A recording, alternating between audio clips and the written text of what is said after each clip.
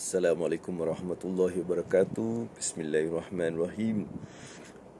Sudah lebih kurang 6 hari saya telah dalam keadaan batuk yang teruk.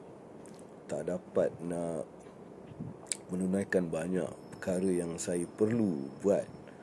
Dan hari ini Alhamdulillah saya dapat bangun sikit, dapat cakap sikit, dan saya akan buat kerja insya-Allah sikit. Alright, sebab saya rasa dalam hidup ni akan ada pelbagai ujian, dan antara ujian yang sangat mencabar adalah ujian sakit.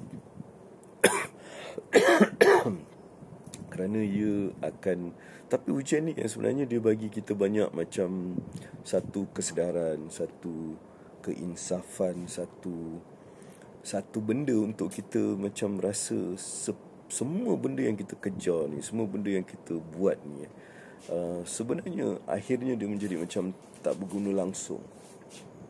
Sebab semuanya ni tak berguna bila kita memang dalam keadaan sakit, memang kita tak boleh buat apa-apa. Maka masa tu kita fikir, apa yang kita buat ni semua ni macam tak berguna langsung. Jadi lebih baik kita buat benda yang tidak menyakitkan orang, tidak membebankan orang. Kita jangan buat sesuatu yang boleh melukakan orang lain dan sebagainya lah. Jadi itu yang saya belajar dalam 6 hari ni. Saya macam banyak bersoal dalam diri saya sendiri. Perlukah kita buat sesuatu tu sehingga kita sanggup buat macam-macam yang sebenarnya Allah larang.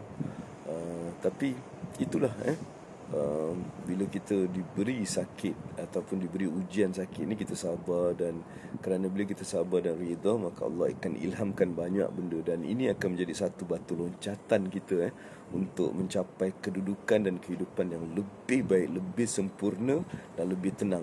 Dan akhir sekali, apa yang saya rasa walaupun dalam kedudukan yang macam tu, tenang, Allah bagi ketenangan.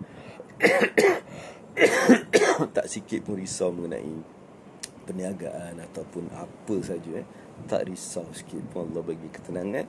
Dan seolah-olah Allah tahu, jangan risau, semuanya akan berlaku dengan yang telah dirancang. Jadi insya-Allah, alright, setiap kali kita dapat sakit, itulah rahmat Allah untuk kita lebih rapat pada dia. Dan untuk Allah bagi kita ilham-ilham baru, insya-Allah, bagi mereka yang redha. Alright, so itu sajalah untuk hari ini. InsyaAllah kita akan cuba buat lagi video esok. Assalamualaikum. Best.